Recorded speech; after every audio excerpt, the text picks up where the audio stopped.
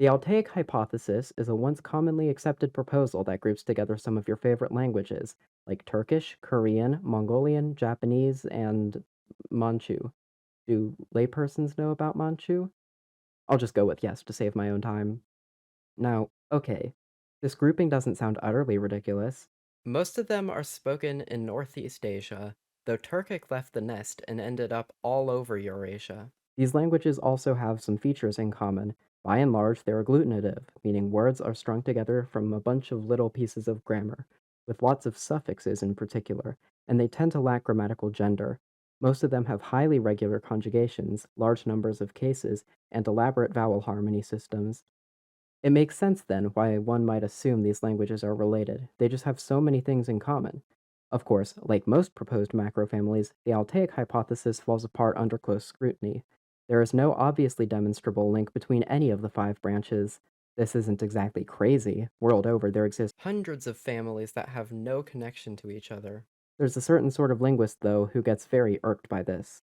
There can't possibly be so many disconnected families and tongues. There has to be some kind of ancestral word language.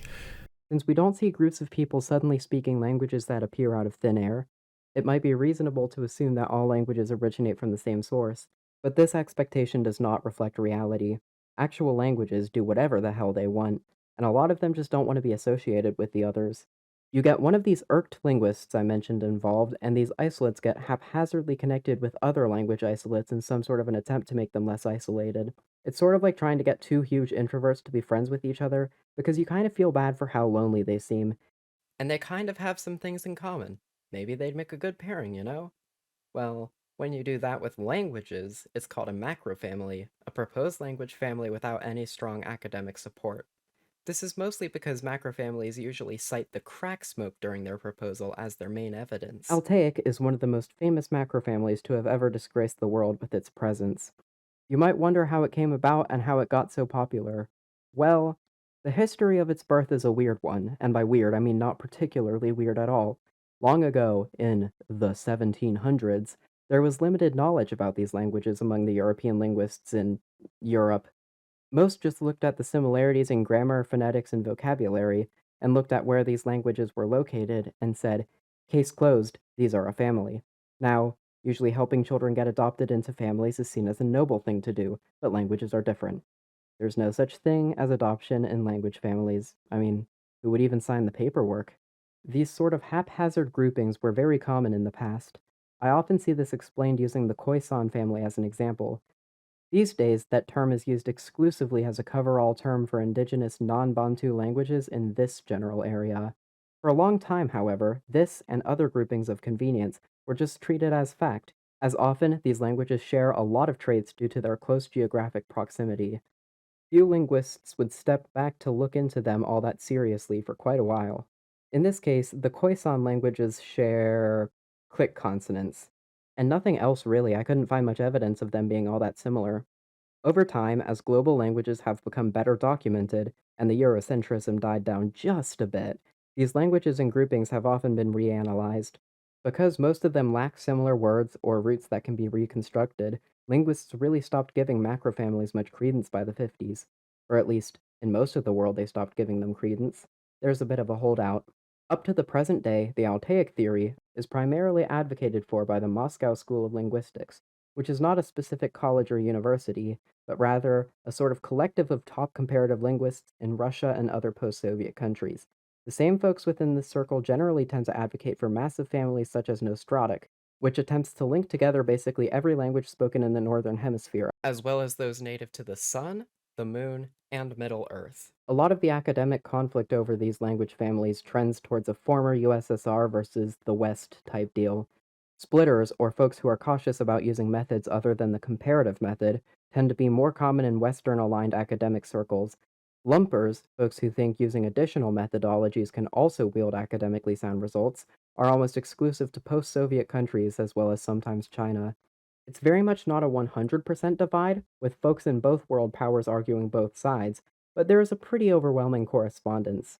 Linguistics can be pretty political at times, and I hope you can forgive me for not wanting to dive too deeply into the politics of this one for my second ever video, especially because that hardly matters. There's a lack of compelling evidence for Altaic, Politics be damned. The methodology most Altaicists use to prove their language family exists is based on mass comparison, a method of comparative linguistics developed by Joseph Greenberg, an interesting guy who I will probably talk about more in a future video.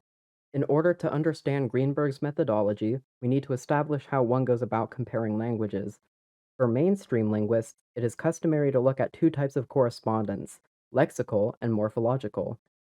The morphological correspondences are similarities in grammar and structure. Lexical correspondences, on the other hand, are just like the words themselves.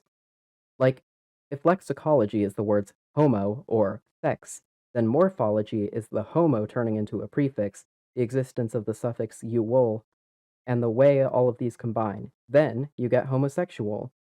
You can also get this by combining Wren and Linguistics. Greenberg essentially argued that it was valid to only look for lexical correspondences. He also didn't stress the importance of focusing on how these correspondences evolved, meaning that words borrowed from one language to another would look like cognates according to the mass comparison method. He believed linguistic borrowings aren't actually super common, and hey, they do exist, but they're limited to certain semantic areas anyhow.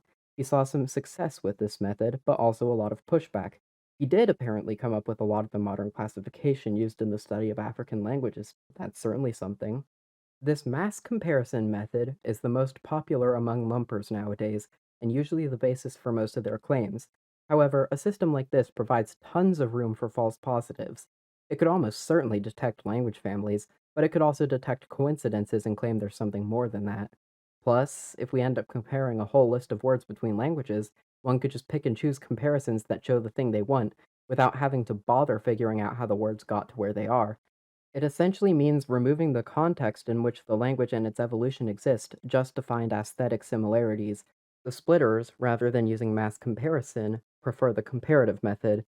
This method revolves around making reconstructions of older versions of the language based on inferences we can make from current extant languages. Altaicists have tried very hard to reconstruct Proto-Altaic, bless their poor souls. But after reading far too many pages I gave up on trying to understand how the phonetic evolutions they said were happening actually got reflected at all in the roots they were constructing.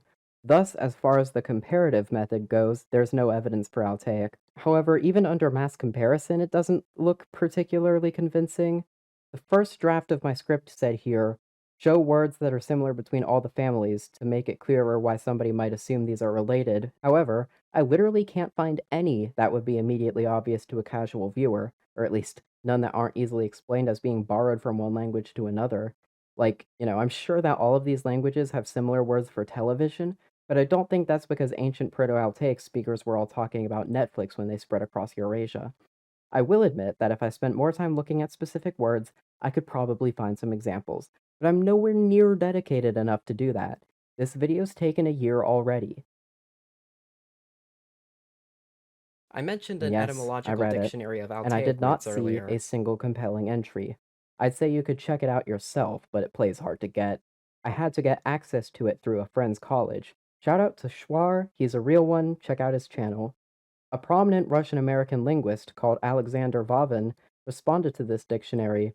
I did not end up reading this response because I was starting to experience severe back pain from my terrible reading posture, but I did end up reading the response to the response, titled, In Defense of the Comparative Method, or The End of the Vavin Controversy. This paper by Ann Dibo and Georgi Starothin is a defense of mass comparison, which isn't actually the same as the comparative method, thus making the title of this a misnomer, I think. I mean, I don't want to say anything like that with 100% certainty, since all of these terms have been making my head hurt and I might be the one responsible for this mistake. Either way, it is worth noting that both of these linguists are children of folks who were absolutely instrumental in the Moscow School of Comparative Linguistics, and are both noted Altaicists themselves. They're responding to Vavin, who also used to be an Altaicist, but I guess he changed his mind, probably because he watched this very video. Anyhow, let's read a passage from the abstract of this paper just to get a feel for the tone of this thing. Or wait, no, fuck it. Let's just read out the proverb they put at the very start of this paper. When the meal is ready, there'll be plenty of eaters. When the work is finished, there'll be plenty of critics. Now, I'll have you know that most papers don't start out with proverbs, especially not ones that seem to be implying something about their critics. The tone of this paper starts out along the lines of, "We're doing everything right, we're just not communicating with you properly." It remains passive-aggressive throughout and is as such a very fun read, if not a particularly illuminating one. The quotes selected from the paper this is responding to also sound very passive-aggressive, and I get the sense that this is basically the academic equivalent of a blood feud. Though I urge you to read over the paper yourself, my final takeaway was essentially that this paper was sort of saying, we don't have any morphological correspondences, so we have to focus on lexical correspondences. If they were serious linguists, they would have stopped at, we don't have any morphological correspondences, and admitted defeat. It would make about as much sense to continue looking as it would to focus on lexical correspondences between, say, French and Martian. Still, as Greenbergian comparative linguists, this didn't matter to them. The paper also argues the strength of lexical correspondences, making the decent point that there aren't really any examples of demonstrably related languages Swadesh lists, or collections of a language's words most resistant to change, losing more than and 75% often, of their words' meanings stay correspondences to their intact. proto-language. However, though this claim is probably true from the 2 minutes I spent looking into it, it neglects to mention the fact that the basic vocabulary of Altaic languages does not, in any way, shape, or form, follow the trend they have identified. Pretty much every Proto-Altaic root that ever gets pointed out has semantic shifts so that it doesn't mean the same thing between two branches, and of course, if you look at any Swadesh lists of two Altaic branches, you can clearly see that you cannot derive at least 25% of their words from Proto-Altaic, or at least not the same Proto-Altaic words. There often appear to be multiple Proto-Altaic words reconstructed for the same thing in these dictionaries, with different branches apparently picking and choosing which ones to evolve into their present forms. It is also worth noting that there doesn't seem to be a specific archaeological culture associated with Proto-Altaic speakers for most Altaicists, though a claim has been made that the West Liao River Valley culture spread out and became the Altaic speakers, a claim for which I've included a paper debunking and dunking on in my citations, because I don't really have time to go into that myself, nor am I good with archaeology and genetics and stuff, because that stuff's weird. I'm into linguistics, which isn't weird. The more time I spent reading this dictionary and the end of the Voven controversy, the more I got this kind of sense in the back of my head that these linguists might be a little closer to grifters than to genuine academics. I don't overtly like to cast doubt on people's intentions. At least from the way these authors were writing, they seem like genuinely smart people, just overly defensive to the point they undermine the importance of empirical data. But I don't want to leave without noting that Altaic, as well as the similar Turinist theory, are often used as political tools for nationalist movements. If you wish to look further into that, it is very interesting to read up on. However, I'm going to leave that out of this video because I'm so tired of researching. Either way, that context does make me wonder if the production of this flawed research is almost entirely political. That's not an attempt to completely discredit the work of people who actually believe in the Altaic theory and wish to find concrete evidence for it. I'm just a little bit suspicious of them. It's also worth noting that in a lot of the documents I've found here, there's formatting errors, missing definitions, typos, I mean, you name it. There's reconstructed roots that feel like they don't make sense. I mean, given the timescale we're talking about, I'm not sure Korea would have had anything like celery or parsnips that far back in time. Overall, it's just weird. So, after all that, what did we learn? Macrofamilies are weird. Altaic is weird. It doesn't have all that much evidence, but that hasn't stopped people from trying to find it. And honestly, I'm not entirely sure why some people still rigorously defend it, but it's at least admirable how devoted they are to finding evidence for a conclusion they've already decided is true, even though that doesn't seem very scientific to me. Now, And because honestly, I'm honestly, not coming up with some entirely sort of sure why some conclusion sounds people like too still much effort, rigorously I would defend like it, to but instead it's at offer least a challenge to admirable my how loyal devoted they are to commenters. finding Come up evidence with two for a conclusion completely they've already random languages decided spoken is anywhere in true, the world even and though that explain doesn't seem why very they're actually scientific to related. me. The fellows whose answers are the funniest get the Wren seal of approval, which of course means nothing.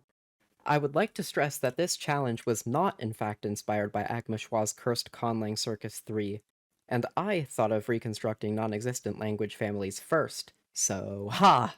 I'm sure nobody else ever thought of that before I did. Anyway, I think that's pretty much it for this video, so go watch someone else's content now.